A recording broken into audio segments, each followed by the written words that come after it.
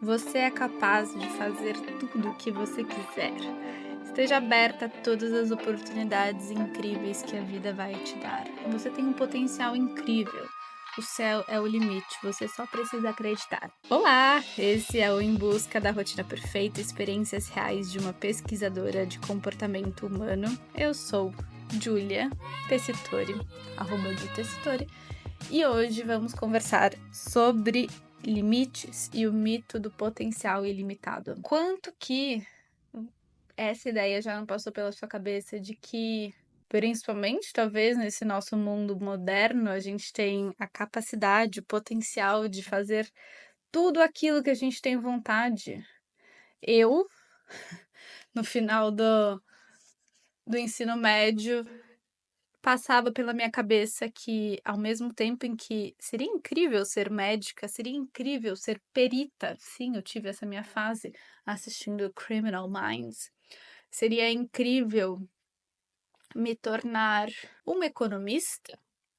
Depois que eu entrei na faculdade, comecei a pensar que eu peguei tanto gosto pela coisa que, se me deixasse, eu passaria a vida inteira pulando de graduação em graduação, indo desde a geografia, a física, a moda, a comunicação. E assim, não foi isso que eu fiz, mas foi quase. Porque eu tenho 26 anos, não é tanto, né? Mas também não tô no começo da minha carreira. E eu já tive transições de carreira o suficiente para uma vida inteira. Então, esse sentimento ele existe em mim. E por mais que eu sempre tenha visto como algo maravilhoso, essa minha vontade de fazer tudo, essa minha predisposição para aceitar todas as oportunidades que a vida pode me dar, tem sido difícil estar durante 26 anos com todas as opções em aberto. Justamente porque, e aí voltando ao nosso tema, limites. A nossa vida ela é limitada. A gente tem limite de tempo de vida nesta terra, sem querer levar para uma conversa mais existencial, mas é verdade. E pode ser uma armadilha muito perigosa. Muito perigosa você se ver nessa situação de potencial ilimitado para ser e fazer o que você quiser. Porque a gente não vai. Uma coisa é certa, a gente não vai conseguir fazer tudo aquilo que a gente tem vontade nessa vida. A gente não vai conseguir dar conta de visitar e viajar para todos os lugares, viver todas as experiências, estudar tudo o que tem de mais interessante. E além disso, óbvio, né, dar conta da nossa vida burocrática, das nossas obrigações, afazeres, enfim. E por incrível que pareça, aceitar, perceber, lidar com esses nossos limites é muito mais libertador do que a gente imagina. É muito mais libertador você partir do pressuposto de que você não vai fazer tudo e que isso é a vida. Nada mais, nada menos do que isso. É muito mais libertador do que você se manter com essa pressão de que o mundo tá aí, as possibilidades estão aí, você pode fazer o que você quiser. Falar sobre limites significa também falar sobre escolhas, porque se a vida é limitada, eu preciso escolher entre uma coisa ou outra. Vocês estão conseguindo acompanhar esse raciocínio, né? Eu espero. Eu vou sempre pausando para não dar um nó na cabeça de ninguém e fazer com que vocês acompanhem essa minha linha de pensamento. Se encarar os nossos limites significa escolher entre uma coisa ou outra, talvez a grande dificuldade das pessoas que não conseguem ter prioridade seja justamente não ter claro quais são os seus limites. Porque para que eu preciso de uma prioridade se eu tenho tempo para fazer tudo? Nem sempre é algo óbvio.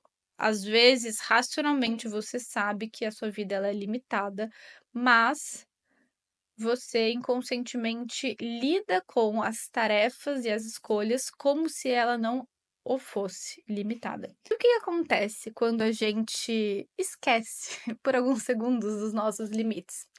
A gente pode pensar que eu posso fazer isso depois. Alô, procrastinação. A gente pode pensar que é uma questão de esforço, dedicação, de qual que é a palavra? Disciplina. De disciplina você sentar a bunda na cadeira e só sair depois que você terminar a sua lista de tarefas. Quem disse que essa lista de tarefas cabe nos seus limites? E se você for perspicaz o suficiente, você percebeu que eu estou falando de 2 sintomas claros de quando a gente está entrando nesse tema da produtividade, gestão de tempo, enfim, que é a procrastinação e a sobrecarga. Mas a partir do momento em que você se dá conta de que a sua vida é limitada, você não vai poder fazer tudo o que você quer e que você precisa fazer escolhas, isso tira um peso das suas costas que você não tem ideia. E eu falo isso por experiência própria, porque eu já passei por 2 graduações, por inúmeras, assim, só para vocês terem uma noção, quando eu entrei na minha segunda graduação, era uma faculdade particular, a primeira era pública, a segunda era particular. Eu tinha bolsa, mas eu tinha uma bolsa que não era integral. E somou um FOMO, que não sei se é FOMO. Sabe quando você paga por alguma coisa e você sente que você tem que aproveitar até o último segundo, senão aquilo não tá valendo, o que não necessariamente é verdade? Somou isso com aquela sensação de que eu sempre tive essa dificuldade com limites em relação aos estudos. A minha cabeça, a minha capacidade mental de absorção de ideias é limitada, como a de todos nós. Só que isso não é tão claro quanto, por exemplo, o seu dia tem 24 horas. A gente sabe quantas horas tem no nosso dia. Quanto que cabe na minha cabeça de conhecimento? Eu não sei. Então, a sensação que eu tenho, às vezes, é: eu posso estudar tudo, eu posso ser expert em tudo, eu posso conseguir ler os artigos mais recentes e mais cabeçudos do que eu quiser, basta eu estudar. Voltando, quando eu entrei na minha segunda graduação, comecei a, igual uma louca, fazer aulas, optativas nos vários institutos, não, faculdades, né, dentro da universidade. Então, por mais que minha graduação fosse em comunicação social com habilitação em cinema, pasmem, eu tinha feito disciplinas suficiente para, se eu me dedicasse mais um ano, eu teria feito uma segunda graduação. Vocês conseguem entender um pouco essa situação? Mas então, não, você não vai dar conta de tudo, Júlia. Não, você não vai aprender e estudar todos as áreas do saber que existem na história da civilização humana. Isso não vai acontecer. O mesmo vale tanto nessa visão um pouco mais macro, quanto numa visão um pouco mais detalhada. Macro, eu digo, escolhas da nossa vida, né? Então, será que eu devo fazer essa graduação ou aquela graduação? Será que eu devo aceitar esse emprego ou aquele emprego? Será que eu devo aceitar esse novo freela que surgiu? Essas escolhas são difíceis, sem limites, a gente não consegue fazê-las da melhor forma possível, mas também de uma forma bem específica em relação à nossa gestão de tempo, assim, da nossa semana, da nossa rotina. Por quê? E aí, como eu falei, diferente da nossa capacidade mental, o nosso tempo ele é muito bem limitado. 24 horas por dia, 7 dias por semana, não tem como fugir disso. Isso acontece para você, acontece para mim, para todo mundo. Como que o seu tempo ele está distribuído? Óbvio que temos coisas que são responsabilidades, são compromissos. Você trabalha das 9 às 6, ponto, acabou. Você dá aula das 7 às 11, ponto, acabou. Ok. Quanto que você já conseguiu analisar o tempo real que você tem para se dedicar a um determinado assunto? Vamos supor, você entrou num comprou um curso lá sobre pintura. E aí você quer sair pintando como uma artista, ou então pelo menos devorar esse curso em 2 dias. E aí você se cobra disso. Mas antes de se cobrar, isso cabe dentro da sua realidade? Porque sem fazer essa pergunta, você pode cair naqueles 2 cenários que a gente estava falando. Você pode cair num cenário de pensar: "Hoje eu quero assistir as aulas do meu curso", E aí, quando chega o horário, você tá com preguiça, tá cansada, e aí você deixa pra amanhã, e deixa pra amanhã, e deixa pra amanhã, e vira aquela procrastinação que te faz se sentir ainda pior. E por que que você deixa ela pra amanhã? Porque você tá visualizando a sua rotina de amanhã como uma tela em branco a ser preenchida infinitamente. Ou seja, se você sabe de antemão para onde está indo o seu tempo, você sabe que amanhã você tem os seus compromissos, você tem responsabilidades, você tem horários marcados de, por exemplo, sei lá, uma aula de natação que você pagou e você precisa ir, você quer ir porque aquilo te faz bem, e você tem de sobra de restante 30 minutos. Só que nesses 30 minutos você já tinha pensado em fazer uma outra coisa, que é, por exemplo, ligar para os seus pais e conversar com eles. Se você toma a decisão de deixar para depois uma atividade que era para ser feita agora, é porque você não está visualizando que o seu dia de amanhã já está cheio. Você está caindo na ilusão de que aquele tempo ele é ilimitado. E, enfim, a gente vai entrar nos exercícios e vocês vão conseguir retomar essa questão. Esse tipo de entendimento me fez perceber muitas coisas e me faz até hoje conseguir diagnosticar mais fácil o que está acontecendo quando eu estou procrastinando, quando eu estou deixando uma coisa para lá. E por que que a gente faz isso? Por que cargas d'água? Essa expressão. Ah, eu adoro essa expressão, mas ela é meio velha, né? Mas enfim. Por que que a gente continua caindo na inocência de pensar na nossa vida de forma ilimitada, sendo que é óbvio que ela é limitada? Por que que isso acontece? Simplesmente porque a nossa capacidade mental de ter ideias, de fazer planos ambiciosos, de sonhar, ela é muito maior. Ou talvez a gente pode falar que ela tende ao infinito, enquanto que a realidade não. Ou seja, ao mesmo tempo em que nós temos a capacidade mental de planejar sonhos ilimitados, a gente não tem o tempo suficiente para colocar tudo isso em prática. Essa diferença, ela não é clara na nossa cabeça e nos leva ao erro muitas vezes. Como eu falei, eu posso ter a vontade ou o sonho ou me imaginar em 10, 11, 12 profissões diferentes. Mas quem diz, na verdade, não é nem quem disse, eu não vou ter tempo para viver essas 10 carreiras. Eu posso ter muitas transições de carreira, eu posso passar por várias áreas, eu posso me reinventar, mas existe um limite.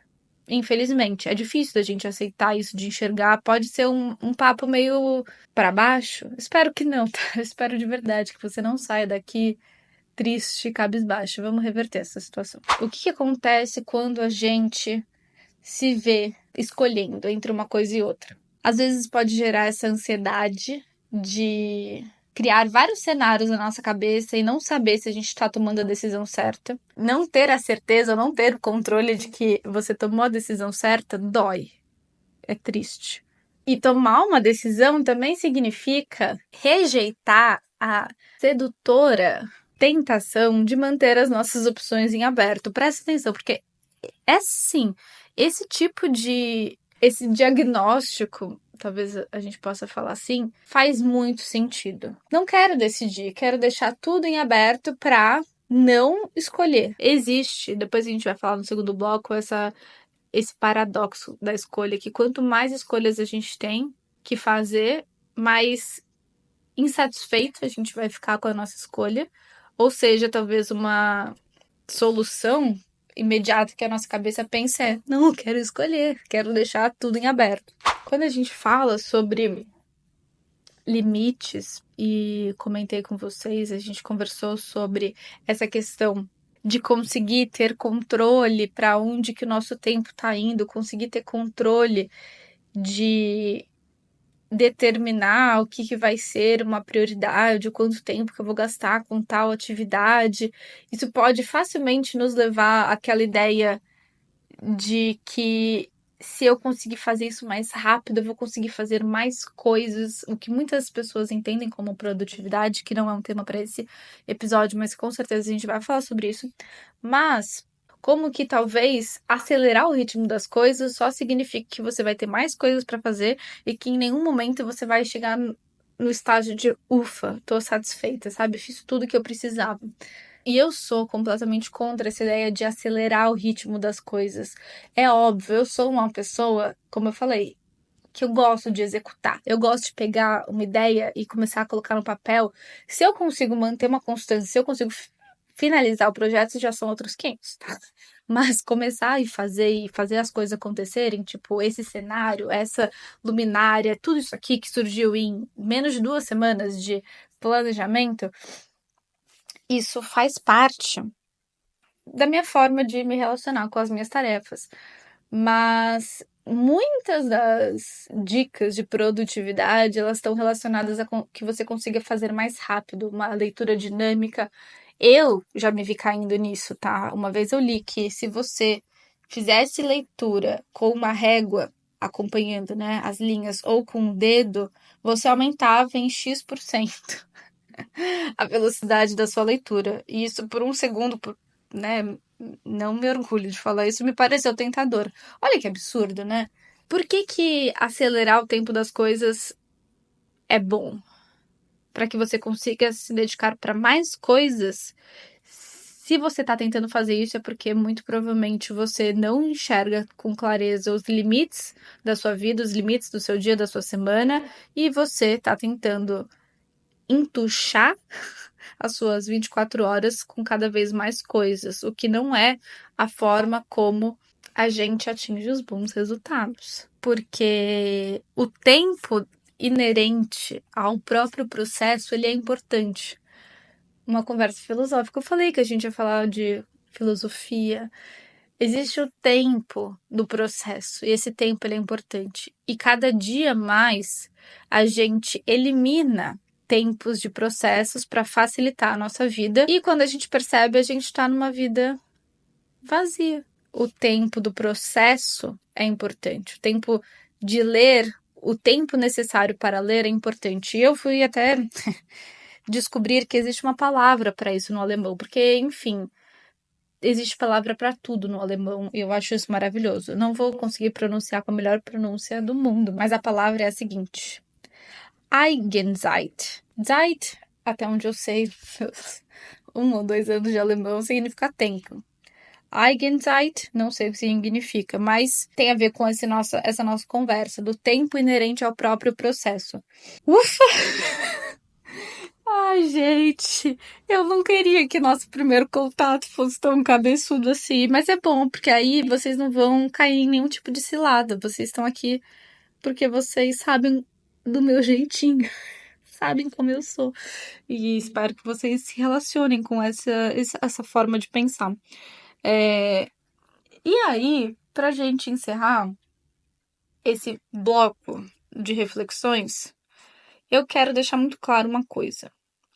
A gente não vai, dentro desse espaço, cair na ilusão de que todos os problemas que eu trouxe são frutos de processos mentais e são puramente relacionados com a nossa perspectiva sobre o tempo. Porque não é a verdade. Existe uma camada, sim, da forma como a gente enxerga as coisas, mas existe uma camada material, uma camada que a gente não muda com um pensamento positivo, a gente não muda com a nossa perspectiva, a nossa mentalidade, tá? Então, sim, a forma como a gente se relaciona em sociedade, a forma como a nossa economia vai sendo moldada, existe expectativas diferentes para gêneros diferentes, expectativas sexistas. Tão importante quanto entender a sua perspectiva, a sua forma de enxergar o tempo é você entender a realidade em que você está inserido. Ufa! E assim a gente termina o bloco 1, o bloco sobre reflexões, e caminhamos para o bloco 2, o bloco onde a gente vai levantar estudos, traçar autores o bloco onde a gente vai costurar estudos, autores, às nossas reflexões feitas anteriormente, porque eu gosto disso, eu gosto de não só dar a minha opinião sobre as coisas, mas o que tem sido estudado sobre esse tal de limite. Quando a gente fala sobre, assim, muito do que a gente vai conversar aqui tem a ver com um campo de estudo que é o campo da gestão de tempo. Eu não gosto desse termo, eu não acho ele tão descolado, assim. Não sei. Tem alguma coisa a ver com gestão de tempo que me lembra algo muito burocrático. Não sei, não sei, não sei.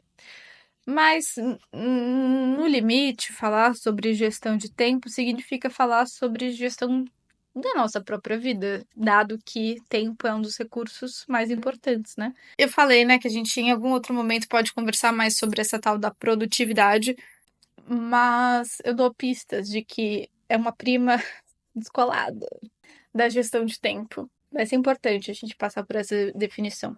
Se a gente for tentar retomar bastante, por que que estamos indo para esse rumo tão sombrio de não saber mais os nossos limites e não conseguir mais aceitar a nossa finitude?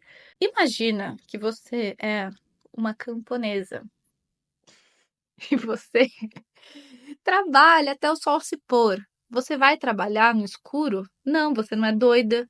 Por que diabos alguém faria isso? Hoje a gente faz. Hoje a gente tem uma luz aqui que a gente acende e aí a gente trabalha. Você trabalha e depois de 8 horas de trabalho, você tá cansado e você humanamente não consegue continuar. Como que você vai continuar? Até que café, o café surge, a cafeína que te deixa acordado e faz com que você seja mais produtiva, você consiga render mais do que você rendia antes. Em algum momento, a gente tinha que ter o tempo de lavar as roupas e o tempo de lavar a roupa era o tempo de lavar a roupa. Aquele tempo, ele precisa existir porque as roupas precisam ser lavadas. Até que você tem uma máquina de lavar roupa que você não precisa mais desse tempo gasto naquilo que não é produtivo. Vamos usar nosso tempo para trabalhar, porque isso sim é produtivo. Existe um ponto importante para a gente pensar em relação a esse desenvolvimento tecnológico também, porque não necessariamente invenções que são criadas para nos poupar tempo estão nos poupando tempo. Tem um livro que se chama More Work for Mother, Mais Trabalho para Mãe, da historiadora Ruth Schwartz Cohen, que mostra que quando as donas de casa elas têm acesso pela primeira vez a alguns dispositivos que poupam o trabalho, como as lavadoras de roupa, aspirador de pó, adivinha se poupa trabalho? Não poupa trabalho. Como assim, Júlia? Simplesmente os padrões de limpeza aumentam, justamente para contrabalancear esse benefício. Então, se antes era mais aceito uma roupa não tão passada, agora que a mulher não precisa mais lavar na mão, ela tem tempo de passar. E se existe uma pressão social em cima desse resultado, quem somos nós para ir contra essa pressão social? Não é fácil. Tem uma frase do Nietzsche, porque, né? A gente tá no momento no nosso bloco cabeçudo. Vamos labutar, trabalhar em nosso dia de trabalho mais ardente e duramente do que o necessário para sustentar a nossa vida, escreveu Nietzsche. Porque para nós é ainda mais necessário não ter lazer para parar e pensar. A pressa é universal porque todo mundo está fugindo de si mesmo. Muito do que eu tô falando para vocês, deixa eu pegar aqui, veio desse livro. 4.000 semanas, gestão de tempo para mortais, do selo Objetivo da Companhia das Letras. Um livro que eu recomendo bastante. É um jornalista que escreve, super fácil de ler, uma leitura super fácil. E juntamente com isso existem outras fontes que a gente pode olhar para pensar sobre esses nossos limites. A gente falou sobre escolhas, economia comportamental é de estudar as nossas tomadas de decisão. Então, eu citei para vocês esse paradoxo da escolha. Existe um livro que se chama O Paradoxo da Escolha, de Barry Schwartz. Olha só o mesmo sobrenome. Que argumenta que, embora a liberdade da escolha seja apreciada, teoricamente, na prática, ter muitas opções pode levar à paralisia da tomada de decisão e à insatisfação com as escolhas feitas. E a mesma coisa acontece, né? Como eu falei, dentro da economia comportamental existe o efeito da escassez na tomada de decisão, que sugere que a escassez de recursos, como tempo e dinheiro, pode levar a uma tomada de decisão muito mais focada e eficiente. Ou seja, você saber exatamente quanto tempo que você tem para se dedicar a alguma atividade faz com que você obrigatoriamente saiba suas prioridades ou obrigatoriamente elimine coisas que já não vão caber.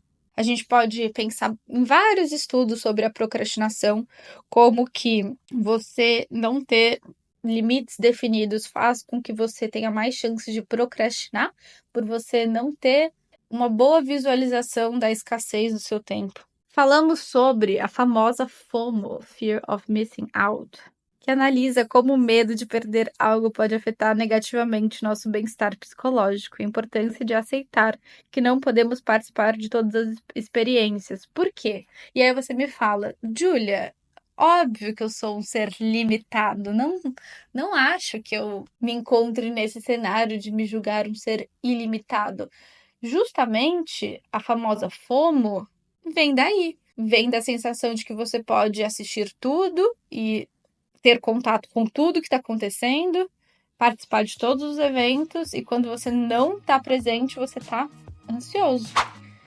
E eu quero dar um exemplo prático para vocês. Agora a gente vem para o nosso momento da minha história. Eu me descobri uma pessoa muito estudiosa no final da faculdade.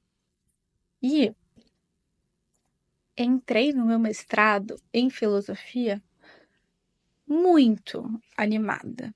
Eu fiz as minhas matérias em um semestre, fiz todas as minhas matérias em um semestre. Ou seja, auge da executora.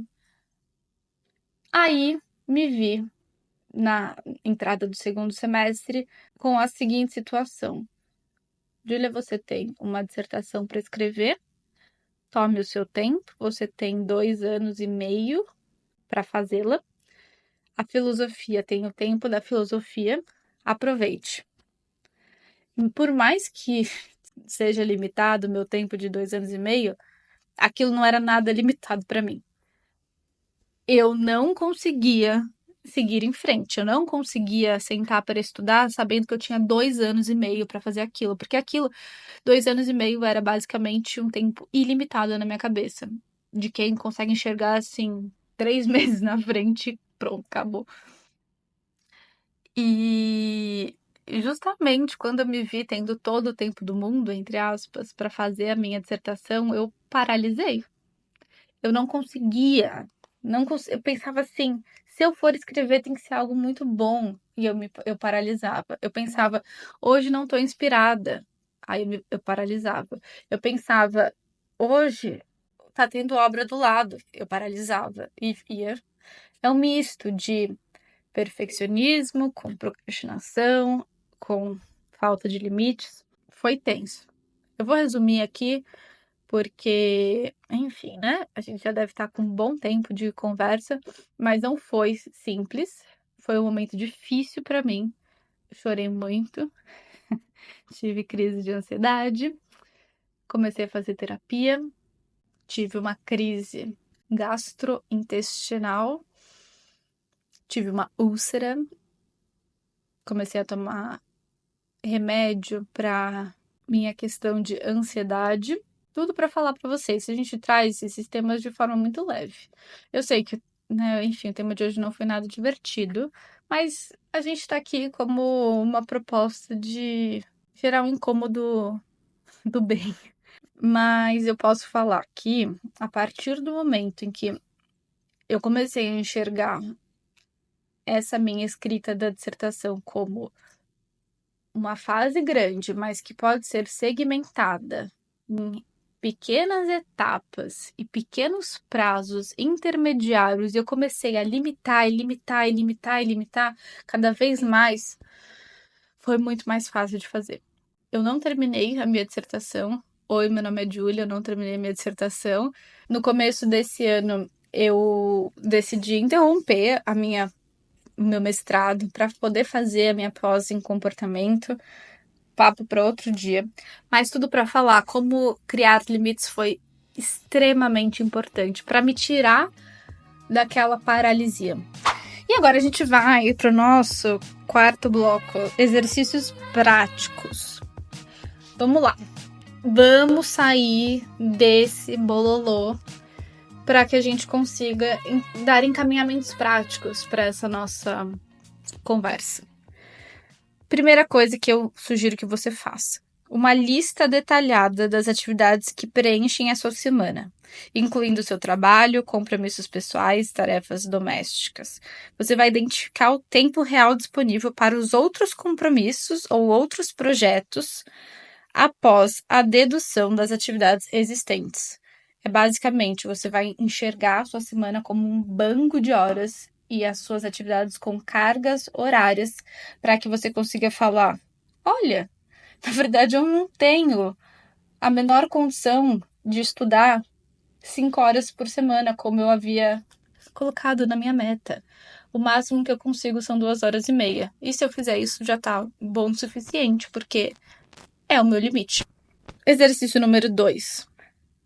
Sempre que você perceber que você está procrastinando uma tarefa, você vai reagir imediatamente, realocando o bloco de tempo apropriado em sua agenda digital para a tarefa que está sendo adiada. Isso a gente está falando dentro de um sistema de gestão de tempo por blocos de tempo. Alunas do Rotina Perfeita, sócios do clube, sabem do que eu estou falando. Quem não sabe, pesquisa sistema de gestão de tempo por blocos de tempo. Você cria blocos de tempo para suas atividades. Sempre que você quiser procrastinar, ou seja, não quero fazer isso agora, eu quero fazer depois, tudo bem, não tem problema. Mas abre a sua agenda e pega aquele bloco e tem que colocar em outro momento. E tem que caber, porque senão você pode deletar, mas ele não pode ir pro dia 8 da semana, porque não existe dia 8. 3.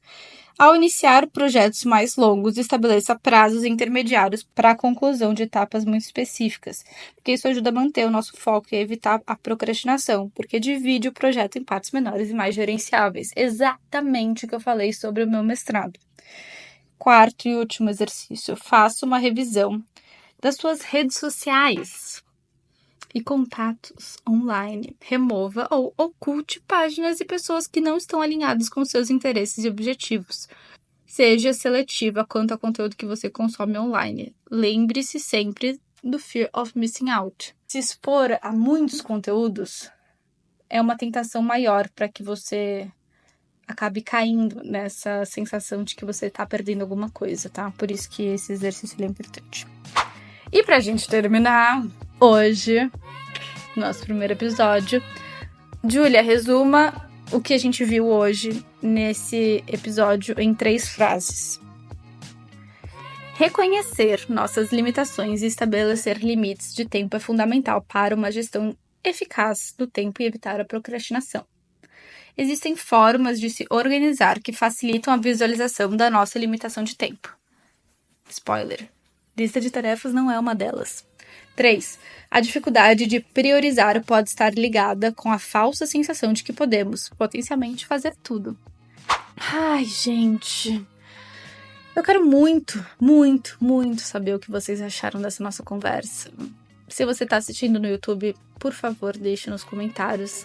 No Spotify, aparentemente, existe um lugar aqui para você comentar numa caixinha. Para quem quiser conhecer um pouco mais sobre o meu projeto de metodologia de criação de rotina, é o projeto Rotina Perfeita, e ele resultou no que hoje é o Clube Rotina Perfeita, a nossa rede social vizinha, o nosso aplicativo paralelo, onde a gente aprende, porque temos cursos, são mais de 50 aulas gravadas sobre esses temas que a gente ama: rotina, produtividade, gestão de tempo. E além da nossa biblioteca dentro do clube, com todos esses conteúdos, a gente tem workshops onde a gente coloca a mão na massa, a gente tem programas de implementação, que são esses desafios que funcionam de forma perfeita. E a gente interage e a gente cria uma rede de apoio que é o meu orgulho de todos os dias. O meu Instagram é @jutessitori, o Instagram do clube é @clube rotina perfeita, e a gente se vê na próxima segunda. Um beijo!